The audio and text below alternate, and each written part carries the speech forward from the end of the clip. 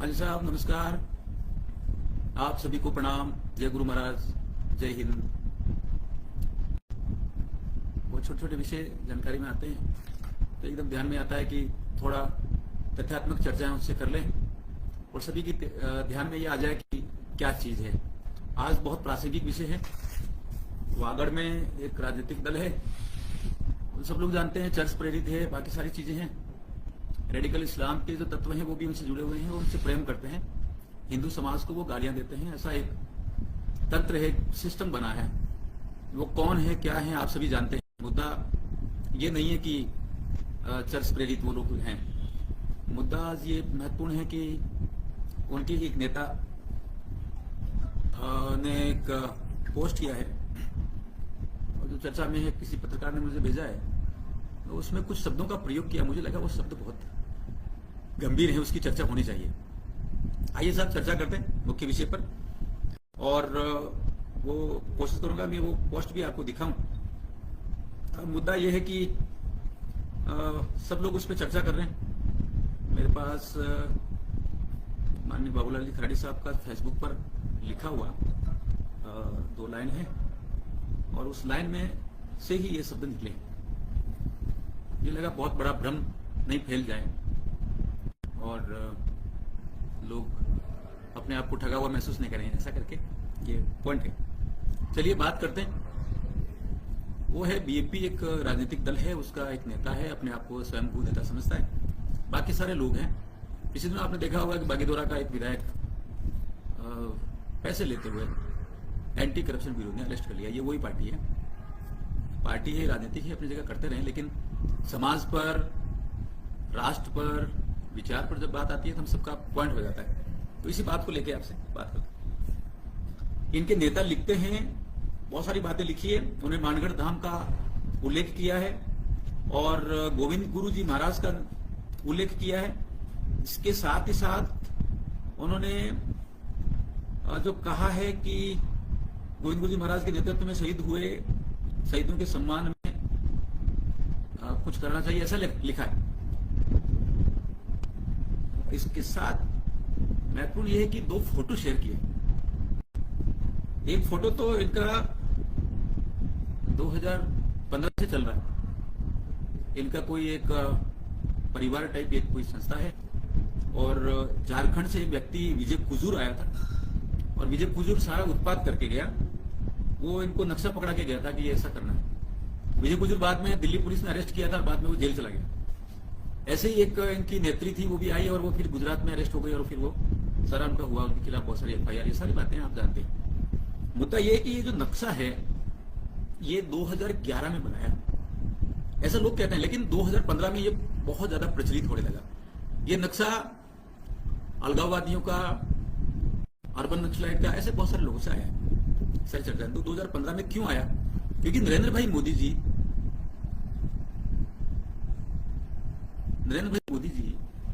सरकार में आ गए। तो सरकार में आने के बाद तो बहुत सारी बातें हो जाती है, तो दुनिया देख रही है, बहुत सारे लोगों ने देखा।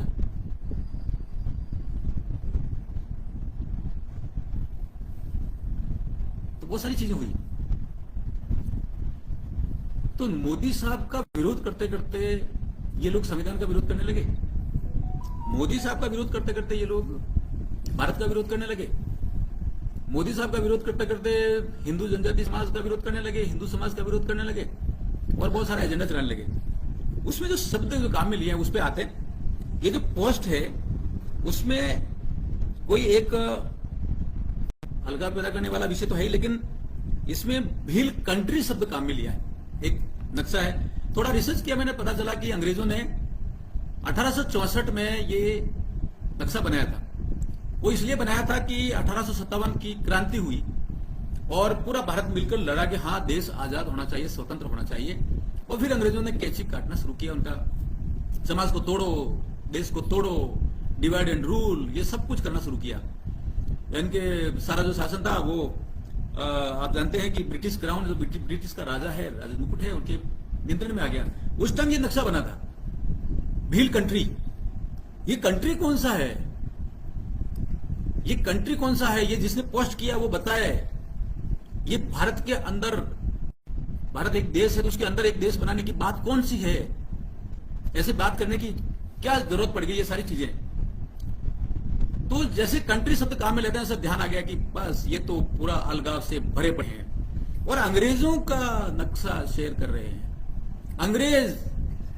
अंग्रेज कुछ और नहीं बल्कि चर्च की सरकार थी।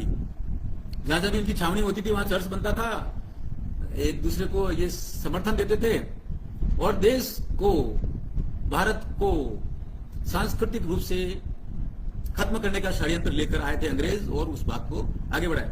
बहुत सारे रिसर्च हैं, आप पढ़े हैं इसमें कि किस प्रकार से इन्होंने उत्पाद किए हैं और वो एक नक्शा पकड़ा के चले गए, इनको वो तो छोड़ के चले गए। लेकिन अंग्रेजों के नक्शे को चलाना, इसका मतलब यह कि अंग्रेजों के नक्शे कदम पर चलना है। तो क्या बीएपी अंग्रेजों की पार्टी हो गई?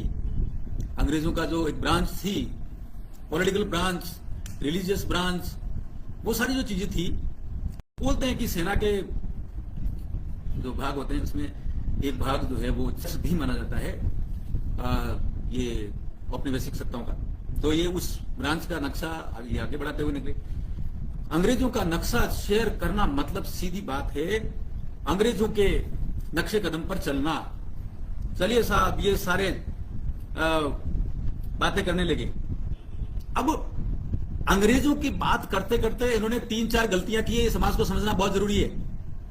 भारत की जब बात करते हैं तो संविधान की बात करते हैं, क्योंकि एकता और अखंडता भारत का है और ये एकता और अखंडता को तोड़ते हुए नजर आ रहे हैं। तो ये संविधान विरोधी हुए, संविधान विरोधी हुए, एकता के विरोधी हुए।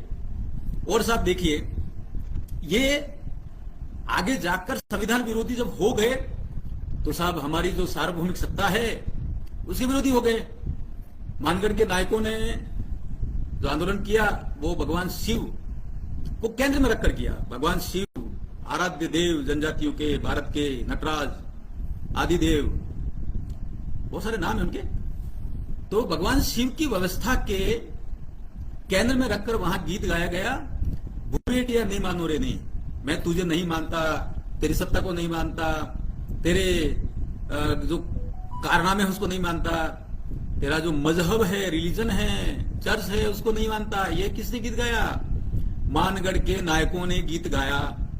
मानगढ़ के नायक जब ये गीत गा रहे थे तो वो एक बात बोल रहे थे, दिल्ली में मारी कलम है, बुरेटिया ने मानू रे ने। बुरेटिया तुझे नहीं मानने वाला, दिल्ली में मेरी कलम है। अर्थात दिल्ली भारत की राजधानी है और मैं भारत की बात करता हूं, मैं भारत का रहने वाला हूं, भारत की बात करता हूं। हे प्रीत जहां की रीत सदा, मैं बात वही दोहराता हूं, भारत का रहने वाला हूं, भारत की बात दोहराता हूं।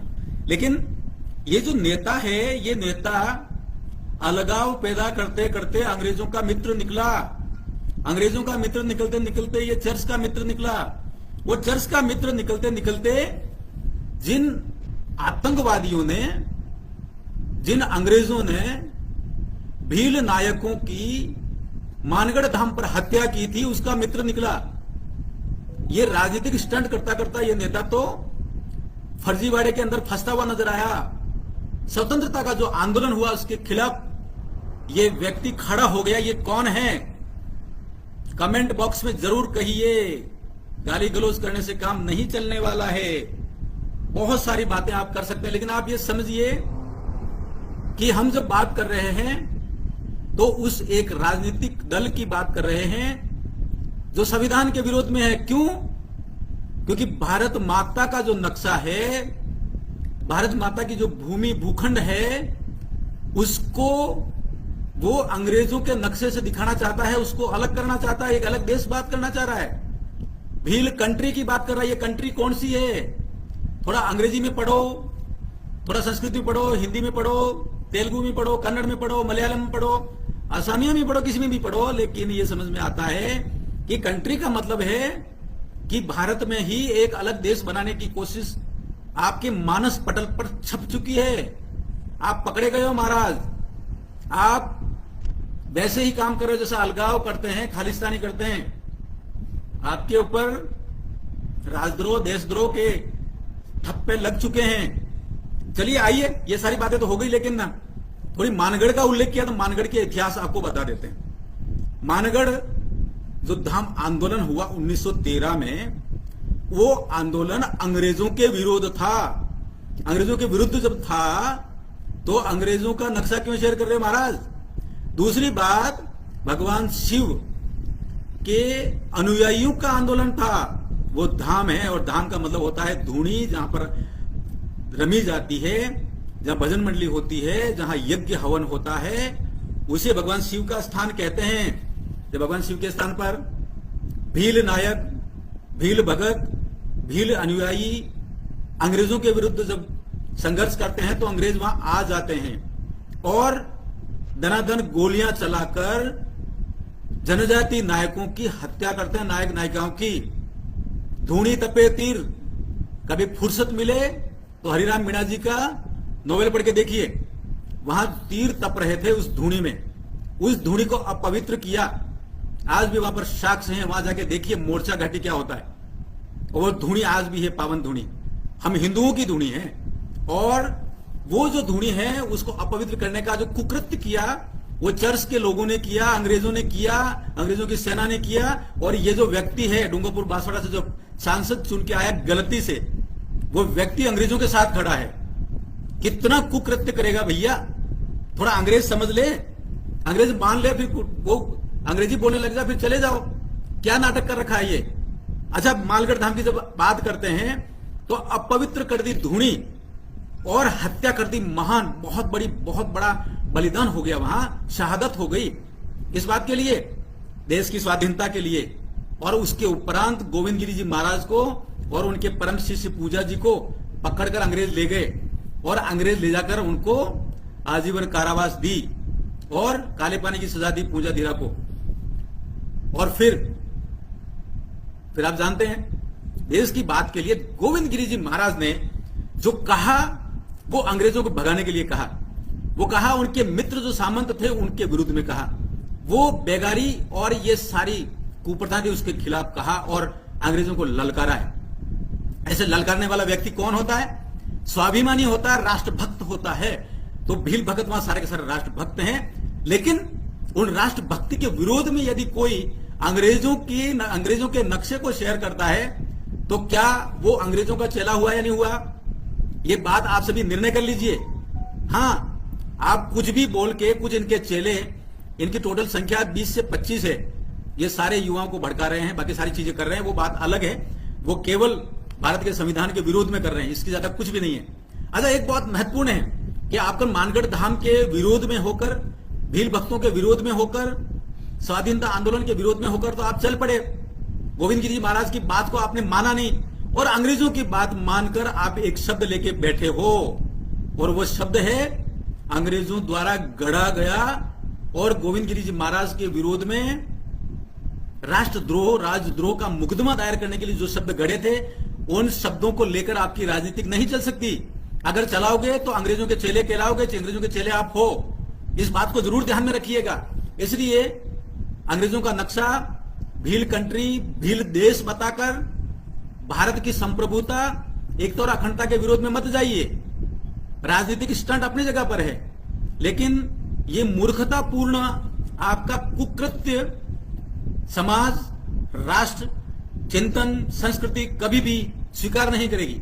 चलिए कुछ बात और कर देते हैं, ये इनके करने के पीछे क्या कारण हो सकते हैं। मुझे ऐसा ध्यान में आया है कि नरेंद्र भाई मोदी जी ने महान जनादेश प्राप्त करते हुए भारत के लोकतंत्र के अनुसार, संविधान की व्यवस्था के अनुसार जब तीसरी बार केंद्र में सरकार बना दी और माननीय प्रधानमंत्री जी के रूप में वो काम कर रहे हैं, तो उन्होंने 4-5 बड़े काम किए जनजाति समाज के लिए। जनजाति समाज के लिए उन्होंने प्रधानमंत्री जनमन योजना चलाई है, जो 24,000 करोड़ की है। 24,000, थोड़ा बिंदी लगा के देखिएगा। और इस योजना से भारत की जितने पीवीटीज हैं उनके लिए सारा सैचुरेशन का काम होगा, एकदम जितनी समस्याएं सबका निराकरण होगा। दूसरा और महत्वपूर्ण, धरती आबा जनजातीय उन्नत ग्राम अभियान, लगभग 5 करोड़ जनजाति समाज तक जाएंगे। उनका जितनी भी समस्या सभी का निराकरण होगा, विकसित भारत के अनुरूप रचनाएं होंगी। सारा काम हो रहा है। अभी मैं सलोंबर से आया हूं, धरती आबा के तहत वहां 10 छात्रावास खोलने की स्वीकृति भारत सरकार से प्राप्त हो गई है। आप कल्पना कीजिए ऐसे पूरे देश भर में कितना काम हो रहा होगा। और धरती आबा जनजातीय उन्नत ग्राम अभियान की जो साइज है रुपये, वो 79,000 करोड़ रुपया है। जनजातियों के गौरव की यदि बात करें तो भगवान बिरसा मुंडा, जिन्होंने ये कहा था कि पर धर्म से बढ़िया है स्वधर्म, वे हमारे स्व के प्रतीक हैं। महत्वपूर्ण बात और है, वे स्व के प्रतीक तो हैं ही, लेकिन अंग्रेजों को ललकारने वाले, अंग्रेजों के खिलाफ लड़ने वाले हमारे आदर्श हैं।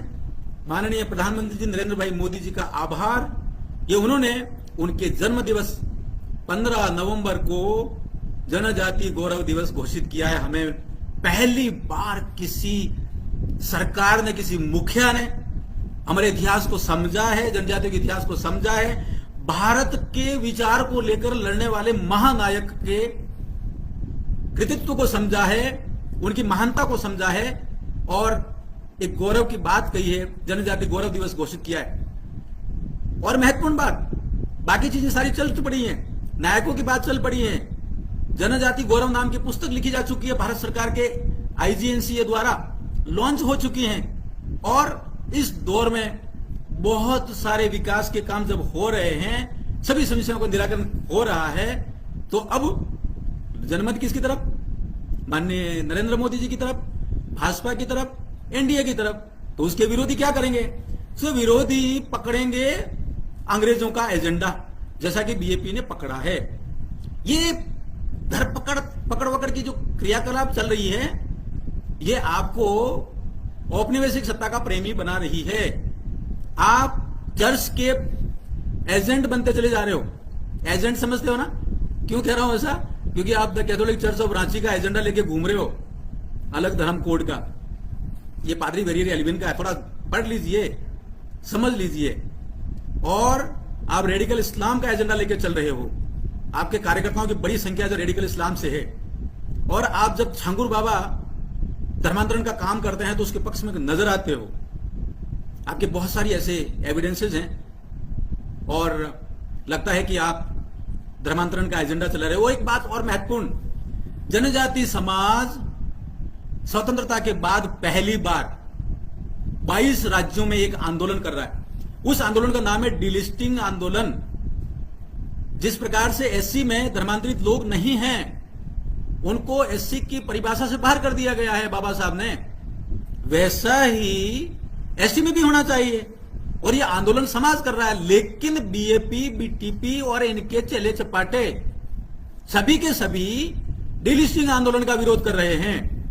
जनजाति समाज के संवैधानिक हक की बात को नकार रहे हैं और गठजोड़ कर रहे हैं अनुसूचित क्षेत्र के बाहर के लोगों के साथ। ये सारे एविडेंस समाज के सामने आ चुके हैं और सारी बातें पता चलती जा रही है। आपका जनमत खिसकता चला जा रहा है। राजस्थान में आपके MLA पैसे लेते हुए ट्रैप हो रहे हैं। आपका एक व्यक्ति खेरवाड़ा में लोगों के साथ वसूली करते हुए पकड़ा गया है, उसके खिलाफ FIR हुई है। आपके खिलाफ बहुत सारे क्रियाकलाप में युवा पत्थरबाज बनने से ना कह रहा है। आपने 2 आदिवासी बालकों को गोली मरवाकर काकरी डुंगरी कांड में खत्म कर दिया है।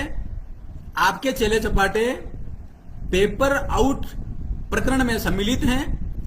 बाबूलाल कटारा आपका अपना चेला है, आपका अपना दार्शनिक है।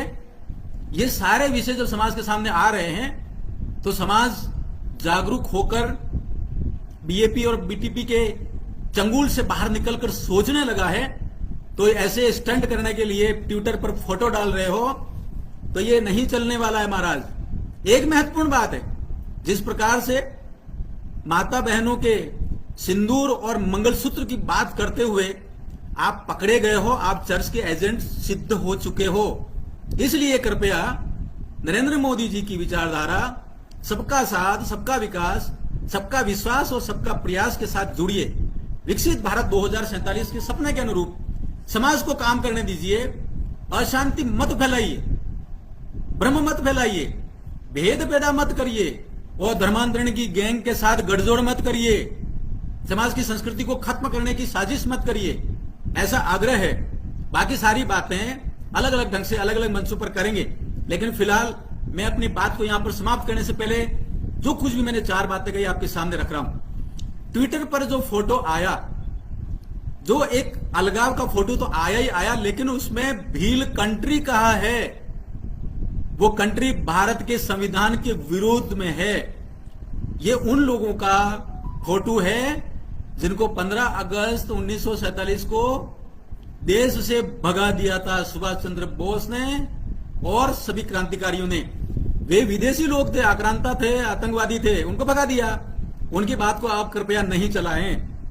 दूसरी बात, देश की एकता और अखंडता के विरोध में यदि जाओगे तो आप निश्चित रूप से राष्ट्रद्रोह कर रहे हो, और यह राष्ट्रद्रोह समाजद्रोह भी है और संस्कृति के नाते शिवद्रोह भी है। इस तरह का मत करिए। और इन सारे चंगुल में फंसते हुए, चर्च का एजेंडा चलाते हुए आप जिस प्रकार से डिलिस्टिंग मूवमेंट का विरोध कर रहे हो, यह आपका आत्मघाती निर्णय है, कृत्य है, कुकृत्य है। कृपया इसके मार्ग में ना आइए। और चौथा, जिस प्रकार से आप कोटे में कोटा सुप्रीम कोर्ट द्वारा, भारत सरकार द्वारा लागू करने की स्थिति बनी है, उस स्थिति के विरोध में जाकर आपने जिस प्रकार से कुंभलगढ़ में श्री राम मीणा को, उदयपुर ग्रामीण में बांगड़ी को और एक गुर्जर मैडम को, और जिस प्रकार से डॉक्टर जितेंद्र मीणा को आपने अपने साथ जोड़ा है, ये दिखाता है कि आप अनुसूचित क्षेत्र के दुश्मन हैं, उसके विरोधी हैं। और एक बात और, जिस प्रकार से स्वतंत्रता स्वाधीनता आंदोलन के दौरान मानगढ़ धाम पर शिव भक्तों ने जो आंदोलन किया था, वो भारत की माटी का आंदोलन था।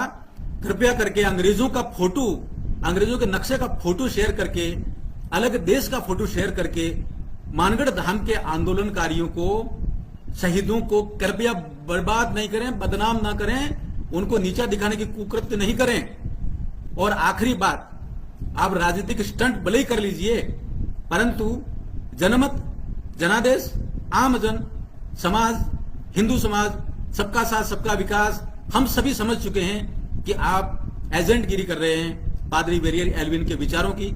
इसलिए समाज जागरूक होकर आपको नकारता है, और नकारने का परिणाम आपको मैं बता देता हूं। सलूम्बर में, सेमारी में आपका खाता नहीं खुला, और सलूम्बर में भी आपका नहीं खुला, और मोटा गांव में भी आप जाके देख लीजिए, वहां पर भी आपको कुछ नहीं मिला। केवल छोटा मोटा ये दिखा के, जोर जोर से बोलकर, ज्यादा जोर से बोलने से सत्य जो है वो छुप नहीं जाता, और आपका असत्य सत्य में बदल नहीं जाता। ये बात आप जरूर ध्यान रखिएगा। बाकी आप सभी समाजजन उपस्थित हुए, बात सुनी, आप सभी का आभार करते हुए मैं पुनः आग्रह करूंगा कि जो नक्शा शेयर किया गया है वो आतंकवादियों का नक्शा है, वो अंग्रेजों का नक्शा है, औपनिवेशिक सत्ता का नक्शा है, और भारत के संविधान के विरुद्ध देश को तोड़ने वाला नक्शा है। कंट्री कहकर भारत माता का अपमान किया गया है, यह ठीक नहीं है। इसको शेयर करने वाले समझ जाएं। बाकी अन्य मंच पर किसी और दिन किसी और विषय पर बात करेंगे। आप सभी को राम राम करते हुए, जय हिंद करते हुए, भारत माता की जय करते हुए अपने शब्दों को विराम देता हूं। नमस्कार, जय हिंद, जय भारत, प्रणाम।